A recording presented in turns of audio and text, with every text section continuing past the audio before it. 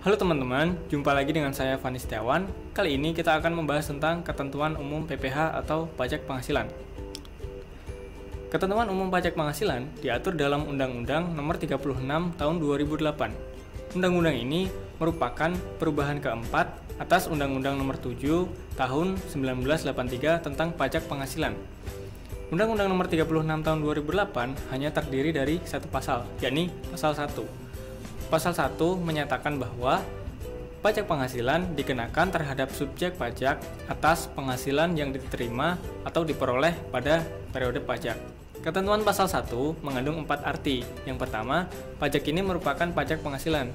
Yang kedua, pajak ini merupakan pajak subjektif. Jadi, dalam mengkaji suatu kasus, kita harus mengkaji terlebih dahulu subjek pajaknya, baru objek pajaknya. Nah, setelah dua hal tersebut dikaji, kita bisa menentukan apakah suatu kasus tersebut terkena PPh atau tidak. Nah, jika terkena PPh, kita tinggal menentukan perhitungan pajaknya seperti apa dan menghitung berapa beban pajak yang ditanggung seorang wajib pajak.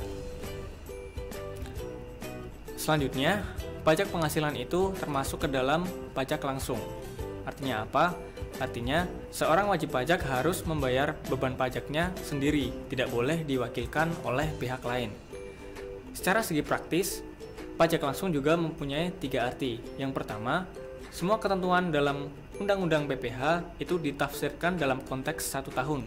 Jadi, penghasilan, PTKP, dan perhitungan-perhitungan lainnya itu ditafsirkan dalam konteks 1 tahun.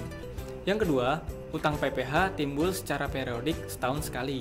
Yang ketiga, secara yuridis, utang PPh itu harus dibayar oleh subjek yang ditunjuk oleh undang-undang. Ketentuan pasal 1 yang terakhir adalah pajak penghasilan itu termasuk ke dalam kelompok pajak pusat. Jadi, yang berhak untuk memajakinya adalah negara di tingkat pusat. Maka, subjek pajak itu harus membayar pajaknya ke kas negara, bukan ke kas daerah. Sekian penjelasan saya mengenai ketentuan umum PPh. Sampai jumpa di video berikutnya.